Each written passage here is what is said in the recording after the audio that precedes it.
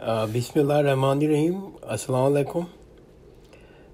انشاءاللہ ہم آج بھی پروفیسر سید محمد سلیم رحمۃ اللہ علیہ کی کتاب مسلمان خواتین کی دینی اور وہ علمی خدمات کا مطالعہ جاری رکھیں گے، اور الحمدللہ آج اس سلسلے میں ہماری 8ویں نشست ہے، اور ابھی تک ہم نے اس کتاب کے حرف آغاز عورت کی حیثیت مختلف مذاہب میں اور باب اول کے اندر ہم نے دینی علوم، تعلیمی تحریک، اشاعت علم اور صحابیات، خواتین کی تعلیم پاکستان اور ہندوستان میں، علوم قرآن کی ماہر خواتین، علوم حدیث کی ماہر خواتین، علوم فقہ کی ماہر خواتین اور وعظ و تذکیر کی ماہر خواتین کا مطالعہ ہم نے کر چکے ہیں۔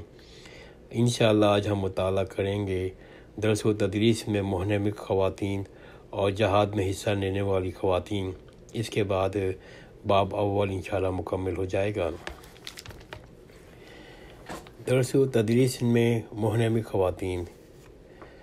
بعض خواتین ایسی ہوتی تھیں جنہوں نے اپنی ساری زندگی اشاعت علم اور تبلیغ دین میں گزار دی۔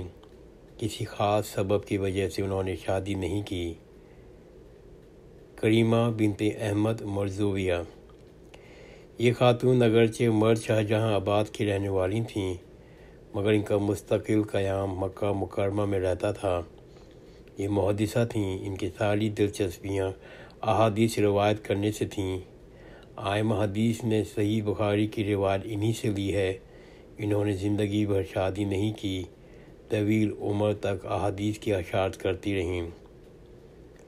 فاطمہ بنت سلیمان معمرہ۔ یہ بھی محدثہ تھیں، ساری عمر اشاعت علم میں بسر کر دی، ساری زندگی مجرد رہیں، 90 سال کی عمر میں انتقال ہوا۔ شیخہ معمرہ حبیبہ بنت عز الدین مقدسیہ۔ یہ بھی محدثہ تھیں، ساری زندگی اشاعت کرتی رہیں، ساری زندگی تجرد میں گزار دی، 91 سال کی عمر میں انتقال ہوا۔ جہاد میں حصہ لینے والی خواتین۔ جہاد میں سب سے بڑی عبادت ہے۔ جہاد سب سے بڑی عبادت ہے، اس میں مردوں کے دوش بدوش خواتین بھی شرکت کرتی تھیں۔ عام طور پر ان کے فرائض ثانوی درجے کے ہوتے تھے۔ وہ پانی پلاتی تھیں، زخمیوں کی مرہم پٹی کرتی تھیں، مجاہدین کا حوصلہ بلند کرتی تھیں، تقریر میں کئی اشعار پڑھتی تھیں، انتہائی خطرناک موقع پر بھی خود بھی ہتھیار سنبھال کر جنگ لڑتی تھیں۔ حضرت حنسہ رضی اللہ تعالیٰ عنہ۔ حنسہ رضی اللہ تعالیٰ عنہ حدیث خلافت راشدہ کی مشہور شاعرہ تھیں۔ جنگ قادسیہ 15 ہجری میں ان کے 4 لڑکے جنگ میں شریک ہوئے۔ یہ بھی شریک ہوئیں۔ بیٹوں کو جنگ میں روانہ کرنے کے بعد انہوں نے ایک پرجوش تقریر کی تھی۔ ان کے الفاظ یہ تھے: پیارے بیٹو، تم اپنی خواہش سے مسلمان ہوئے ہو، تم نے اپنی خواہش سے ہجرت کی ہے۔ وحدہ لا شریک کی قسم، جس طرح تم ایک ماں کے بیٹے ہو، اسی طرح ایک باپ کے بیٹے ہو۔ میں نے تمہارے باپ سے بدمیانتی نہیں کی، نہ تمہارے ماموں کو رسوا کیا ہے، نہ تمہارے نسب و نسب پہ داغ لگایا ہے، نہ تمہارے حسب و نسب پہ داغ لگایا ہے۔ جو ثواب عظیم اللہ تعالیٰ نے کافروں کے لڑنے میں مسلمانوں کے لیے رکھا ہے، اس کو تم خود جانتے ہو۔ خوب جان لو کہ آخرت ہمیشہ رہنے والی ہے اور اس دار فانی سے بہتر ہے۔ جب ان کو چاروں بیٹوں کی شہادت کی خبر ملی تو اس بہادر عورت نے جملہ کہا: تمام تعریفیں اس اللہ کی سزاوار ہیں جس نے مجھے ان کی شہادت کا شرف بخشا۔ حضرت عمر رضی اللہ تعالیٰ عنہ ان کو چاروں بیٹوں کا وظیفہ 800 درہم ماہانہ ادا کرتے تھے۔ شوق جہاد کا نادر واقعہ۔ ایک مجلس میں منصور بن عمار وعظ کر رہے تھے، جہاد کی ترغیب دے رہے تھے۔ سامعین سے ایک عورت نے ان کی طرف ایک رقعہ پھینکا اور اس میں لکھا تھا: اے منصور، میرا دل بھی چاہتا ہے کہ میں جہاد میں حصہ لوں، میرے پاس کچھ نہیں ہے، میں اپنے گیسو کاٹ کر بھیج رہی ہوں۔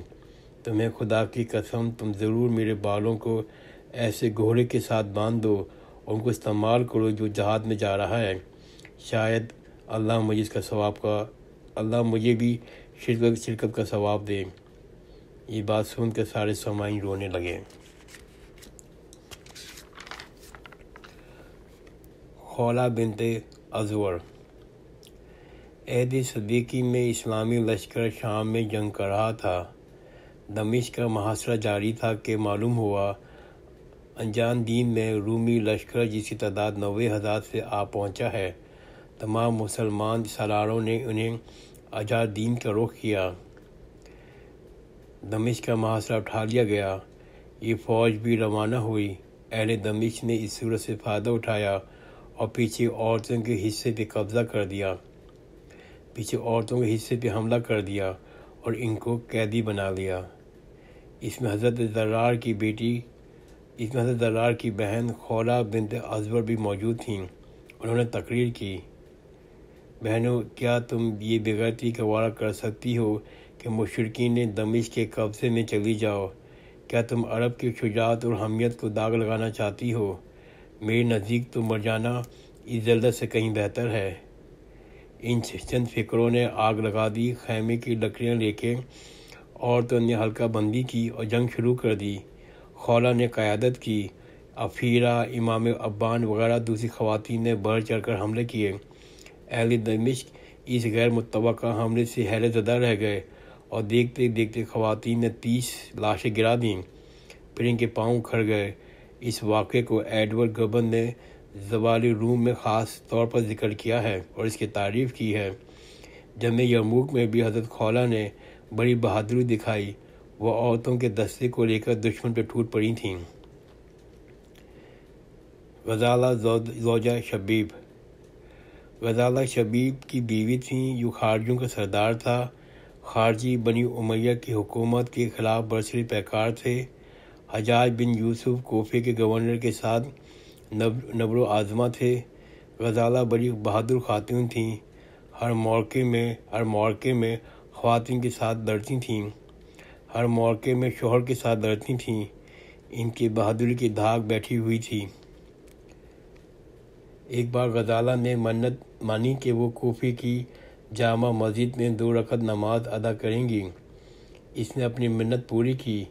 جبکہ شہر پر حجاج کے شامی فوجوں کا غلبہ تھا، جن چڑھے شبیب اور غزالہ 17 منتخب اور آزمودہ کار خارجیوں کے ہمراہ جامع مسجد داخل ہو گئے۔ شبیب ننگی تلوار لے کر مسجد کے دروازے پر کھڑا ہو گیا اور غزالہ نماز میں مشغول ہو گئیں۔ یہ کوئی معمولی نماز نہیں تھی۔ اس نے پہلی رکعت میں سورہ بقرہ اور دوسری میں سورہ آل عمران پڑھی۔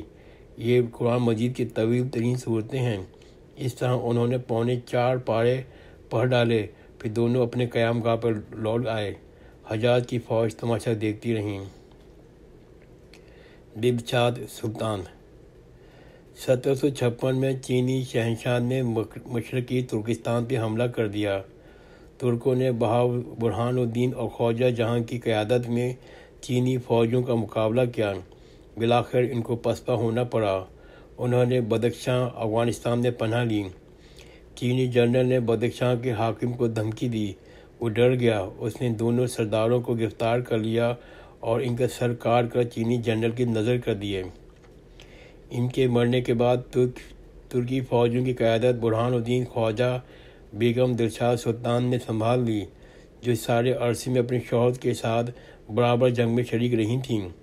اس نے گوریلا لڑائی سے چینی فوجوں کو بہت تنگ کیا۔ بالآخر جب گھیرا سخت ہوا تو دلشاد سلطان نے بدخشاں سے پناہ مانگی اور چینی جنرل نے پھر حاکم بدخشاں کو دھمکی دی۔ اس نے دلشاد سلطان کو بھی گرفتار کر چینی جنرل کے حوالے کر دیا۔ اس نے دلشاد سلطان کو کوپن لے جا کر شہنشاہ چین مونگ کی خدمت میں پیش کیا۔